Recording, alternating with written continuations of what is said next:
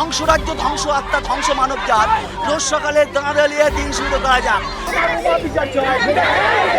আমার কি তোমার কি, জাগনা রাজ্য বাপের কি, ভাতা দিবি বেজায় খুশি বাপ বললে আমার কি, তোষণ তোষণ তোষণ চাই, নয়তো কাকের খাবার নাই। খাবার ছাড়া ব্রিগেড সভা করবে কে ভাই জানতে চাই।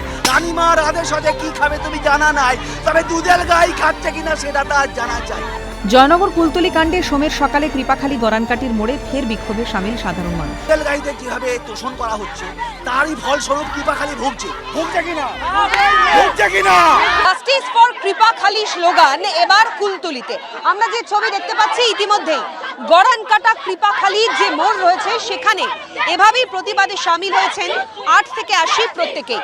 একদিকে যখন তারা রাত পাহারার ডাক দেবেন, যেটা তারা জানাচ্ছেন আগামী বেশ কয়েকদিনের মধ্যে, অন্যদিকে তারা এও দাবি করছেন আজকের এই আন্দোলন অবস্থান থেকে তারা বলছেন আগামী কয়েকদিনের মধ্যে যে যদি এই মুস্তাকিম সর্দারের বিচার না হয়, অর্থাৎ তাকে যদি ফাঁসি না দেওয়া হয়, তাহলে বৃহত্তর আন্দোলনে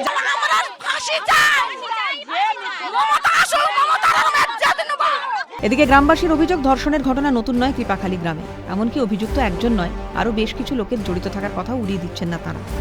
যে মেয়ে মেরেছে, যে ছেলে মেরেছে, সেই ছেলের ফাঁসি চাই। একটা ছেলে মারেনি, যতদিন না পর্যন্ত ফাঁসির দিন না, এক সপ্তাহের মধ্যে ফাঁসি চাই। যতদিন মানে দিন যত চাপাতে চাপাতে চলে যাবে, কোথায় চলে যাবে, চলে গেলেই হবে না তো।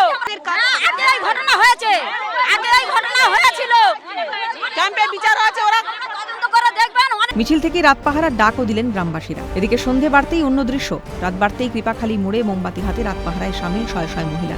আন্দোলনে যোগ দেয় কচি কাচারাও। ক্যামেরায় সোনাই ঘোষের সঙ্গে অভিরূপা সাহা ও তমাল সরকারের রিপোর্ট, ক্যালকাটা নিউজ।